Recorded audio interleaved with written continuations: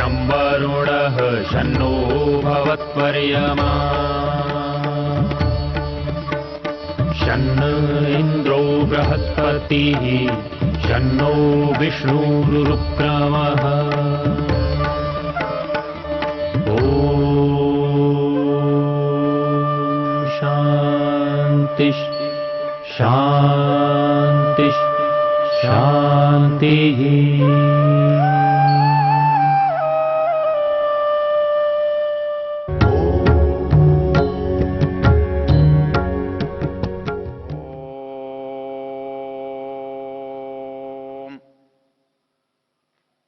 हम इस वेद ज्ञान की चर्चा में ऋग्वेद के 10वें मंडल के 34वें सूक्त की बात कर रहे हैं।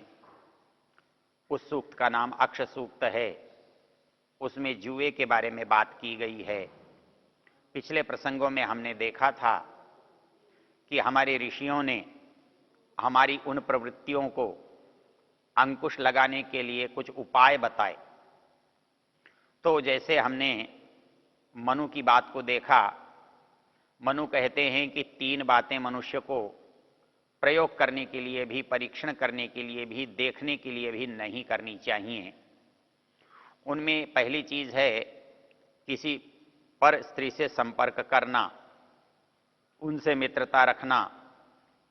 दूसरा है जुआ खेलना और तीसरा है शराब पीना। अब हमारे बहुत सारे जो देश हैं, बहुत सारे समाज हैं, ये प्रवृत्तियां कितनी दृढ़ हैं, ये प्रवृत्तियां कितनी हम पर हावी हैं, उनको आप इस तरह से जान सकते हो कि कुछ लोग तो इन पर प्रतिबंध लगाते हैं, लेकिन कोई समाज, कोई देश इस पर प्रतिबंध लगाना ही उनको व्यर्थ लगता है। कहीं वेश्यावृत्ति जो है वो वैधानिक है, कहीं आपस के संबंध सहमति से वैधानिक हैं, कहीं बहुत कम अंशों में प्रतिबंध है। तो ये जो स्थिति है, ये हमारे जो अंदर जो संवेग हैं उनकी प्रबलता के परिचायक है। आज आप कल तक विवाहेतर संबंधों को आप महत्व नहीं देते थे, उनको गलत मानते थे, उनको दंडनीय समझते थे, लेकिन आज आपने उनको बदल दिया। आप कोई भी युवक युवती सहमति से साथ रह सकते हैं, पति पत्नी भाव से रह सकते हैं, उनको कानून नहीं रोकता। तो ये क्या है? ये है कि संवेगों के सामने समर्पण करना। वो इतने प्रबल हैं कि उनको रोकना हमारे लिए असंभव है। नियम क्या है? नियम ये है, इस मनुष्य के जीवन में जो संवेग मिले हैं वो उसके लाभ के लिए मिले हैं, उसके उन्नति के लिए मिले हैं, उसकी समृद्धि के लिए मिले हैं, उसके सुख के लिए मिले हैं। लेकिन पशुओं की तरह इसे प्रयोग हम नहीं कर सकते, क्योंकि हम मनुष्य हैं। और मनुष्य की तरह प्रयोग करने के लिए 2 शर्त हैं, 2 बातें हैं। कौन सी?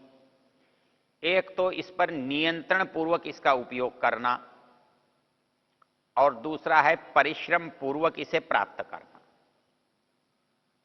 सारे मनुष्य समाज की जो मूल परिस्थिति है कि हमारे पास हर इंद्रिय का जो भी विषय है, जो भी उसका सुख है, वो प्राप्त तो हम कर सकते हैं कि करने के लिए ही हमें इंद्रियां मिली हुई हैं।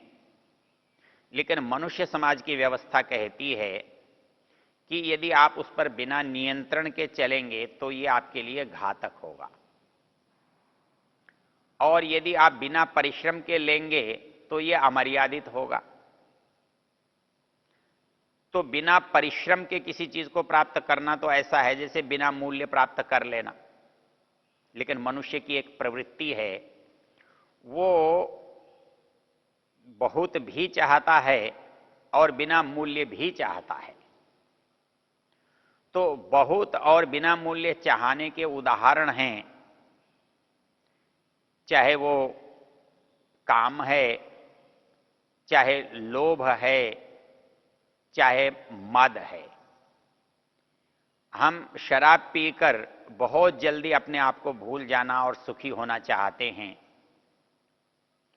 उसके लिए हमें यदि परिश्रम से अर्जित धन नहीं है तो चोरी भी करनी पड़ती है, दूसरों से ठगी भी करनी पड़ती है, भीख भी मांगनी पड़ती है। इसी तरह से जुआ है, जो हम बहुत जल्दी धनवान बनना चाहते हैं, बड़ी मात्रा में धन प्राप्त करना चाहते हैं, तो इसके लिए हम यत्न करते हैं। लेकिन समझने की बात यह है कि जब किसी पास जुए में धन आता है तो इसका दूसरा अर्थ यह होता है जब किसी का जाता है तभी हमारे पास आता है। जिसके पास आता है वो कम हैं, एक हैं, दो हैं, चार हैं, और जिनसे जाता है वो लाखों हैं, करोड़ों हैं। तो इसलिए इसमें दुर्भाग्य से कभी सुख मिला भी तो एकाध को मिलेगा, लेकिन हजारों लाखों को दुख तो सदा ही मिलेगा, हानि तो सदा ही होगी। इसलिए इसे कोई न्यायपूर्ण व्यवस्था नहीं कह सकते। ये दूसरे को ठगने जैसा ही है। ये लोभ के माध्यम से ठगते हैं, कोई भय के माध्यम से ठगता है, कोई मूर्ख बना करके ठगता है।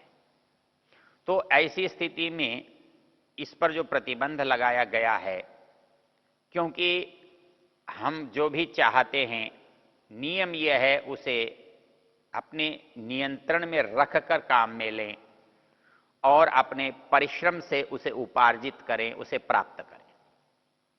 यही स्थिति काम भावना के साथ है। उसमें नियंत्रण भी चाहिए और परिश्रम भी चाहिए। परिश्रम से उपार्जित हो, वो चाहे मेरे परिवार के रूप में हो, मेरे जो सदस्यों के सहयोग सहायता के लिए किए जाने वाली बातों के रूप में हो, उसमें यदि मैं परिश्रम नहीं करता और नियंत्रण नहीं करता तो वो मेरे लिए सुख का कारण नहीं बन सकता। तो समाज में अतिशय कामांधता दुख का कारण है, अतिशय लोभ के रूप में जुआ भी दुख का कारण है, और अतिशय मद के रूप में शराब भी दुख का कारण है।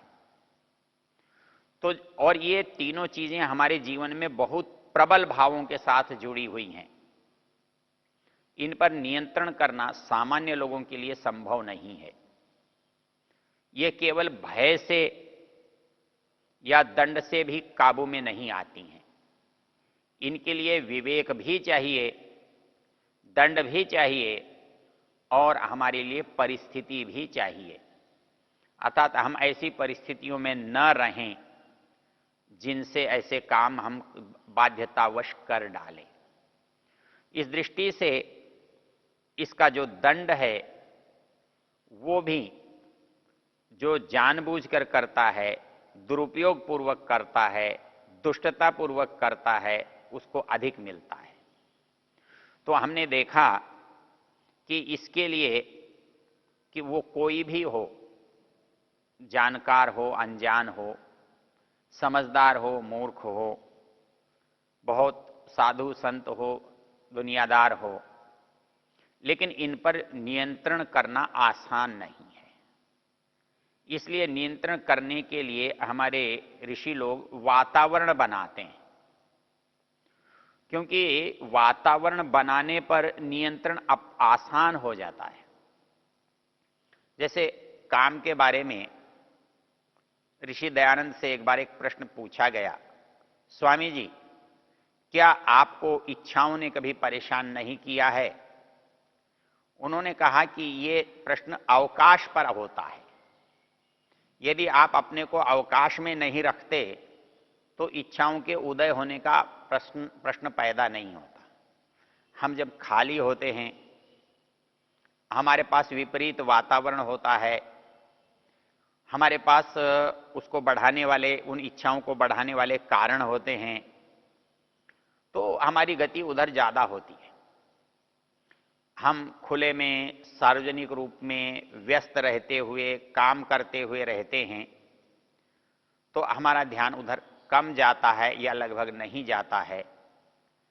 इसलिए हमारे ऋषियों ने इन तीनों चीजों के लिए हमको ऐसी परिस्थिति में रहने के लिए कहा जहां इन तीनों का अवसर न मिले।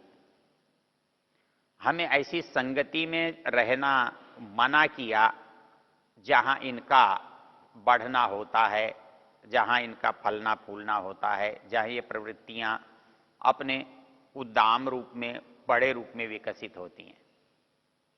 बुराई की एक पहचान है, वो एक बुराई से बुराई रुकती नहीं है।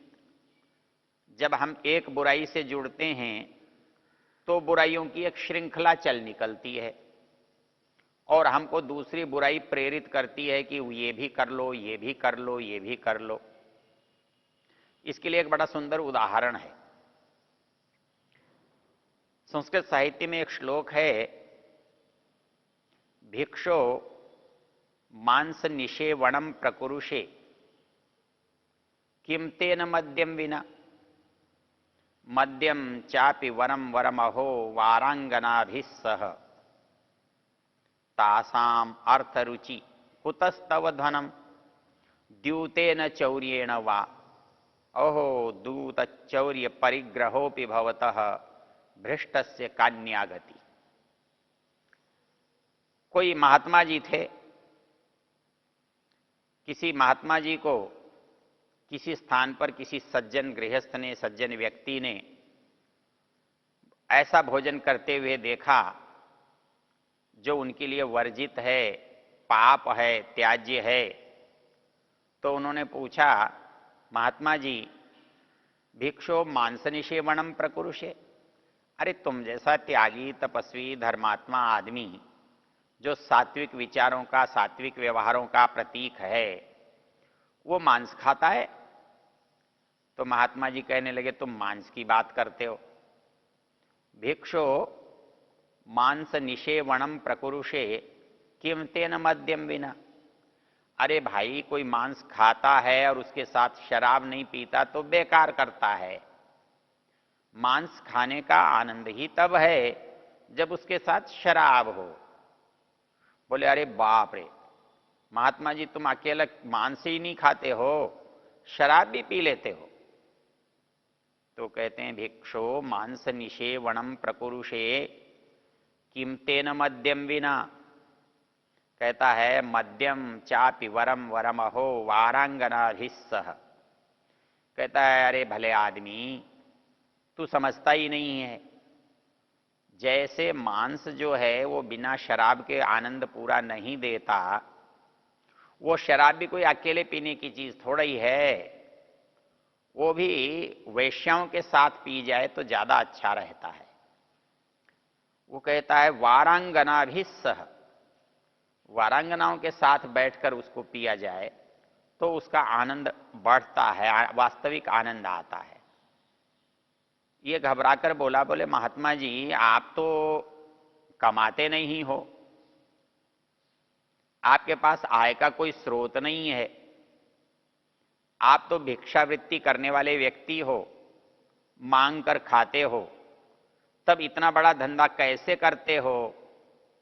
क्यों कि इन सब के लिए तो बहुत पैसे चाहिए, कोई वेश्या आपको बिना पैसे अपने पास क्यों आने देगी?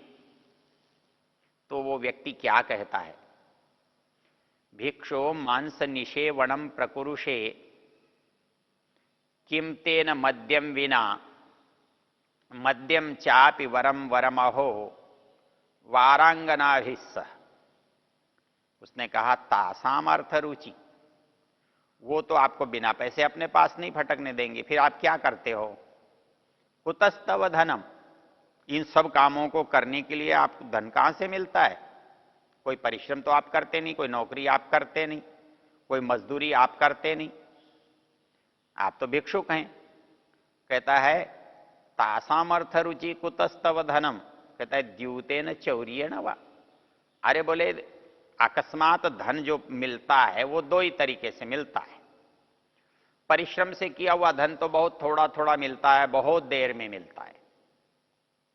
तो ज्यादा धन चाहिए और एक साथ चाहिए, जल्दी चाहिए, तो क्या करना चाहिए? कहता है द्यूत, जुए से मिलता है। द्यूतेन चौर्येण वा, या किसी की चोरी कर लो, किसी की जेब काट लो। तो कहता अरे बाप रे, आप महात्मा जी द्यूत और चौर्य में भी लगे हुए हो। तो कहता है कि भैया जब एक बुराई करोगे ना तो ये सब करनी पड़ती हैं। मनुष्य एक बुराई करने लगता है तो सारी बुराइयां करने के लिए बाध्य हो जाता है। वो सोचता है जब बुरा बन ही गया तो फिर एक करके क्यों छूटूं, दिल में जो जो भी है उस सबको ही क्यों नहीं कर लूं। तो कहता है तासाम अर्थ रुचि कुतस्तव धनम द्यूते न चौर्य न। कहता है तो हमारे पास दो ही उपाय हैं धन कमाने में, द्यूत करना, जुआ खेलना, या चोरी करना। तो कहता है हो द्यूत चौर्य परिग्रहो पे भवता। अरे साधु होकर के तुम जुआ खेलते हो, साधु होकर के तुम चोरी करते हो, तुम्हें संकोच नहीं होता, तुम्हें लज्जा नहीं आती। कहता है भ्रष्टस्य कान्यागति। बोले भाई साहब जब आदमी एक बार कहीं लुढ़क जाता है तो एक ही सीढ़ी पर नहीं रुकता, उसको रुकने के लिए तो फिर अंतिम परिस्थिति चाहिए। तो इसलिए जब हम एक बुराई में अपना कदम रख देते हैं तो वो एक बुराई करके हम रुक नहीं पाते, रुक नहीं सकते। हम बुराई में जब रास्ते में पैर उठा देते हैं, पैर रख देते हैं, तो वो पैर हमारा फिसल जाता है। और वो पैर फिसल कर कहाँ रुकता है, जहां जमीन आती है नीचे गिर जाता है तब रुकता है। इसलिए हमारे यहां ये जो प्रवृत्तियां हैं ये मानवीय व्यवस्थाओं को खंडित करती हैं। वो चाहे काम की व्यवस्था हो, वो चाहे लोभ की व्यवस्था हो, वो चाहे मद की व्यवस्था हो। और हमारी इंद्रियों के विषय उतने प्रबल नहीं होते, अपेक्षाकृत उतने प्रबल नहीं होते जितनी प्रबल ये तीनों प्रवृत्तियां होती हैं। इसलिए हमारे यहां इन्हें बड़ा दोष गिना गया है। किसी में खाने की प्रवृत्ति होती है, उसको नुकसान भी होता है, लेकिन उससे समाज को बहुत बड़ी हानि नहीं होती। कोई और इंद्रिय से कोई सुनता है, बहुत चीजें सुनता है, नहीं सुनने लायक भी सुनता है, उससे समाज की कोई बिगाड़ की प्रवृत्ति नहीं होती।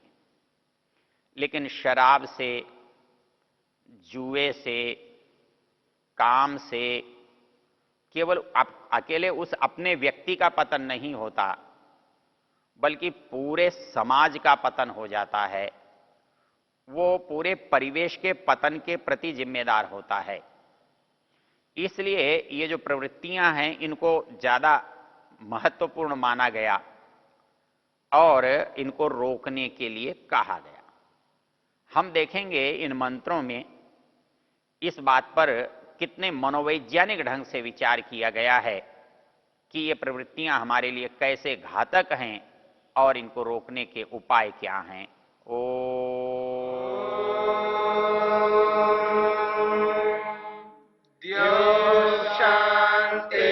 शांतिरंतरिक्षं शांति पृथिवी शांतिरापः शांतिरोषधयः शांतिः वनस्पतयः शांतिर्विश्वे देवा शांतिर्ब्रह्म शांति सर्वं शांति शांतिरेव शांति शांति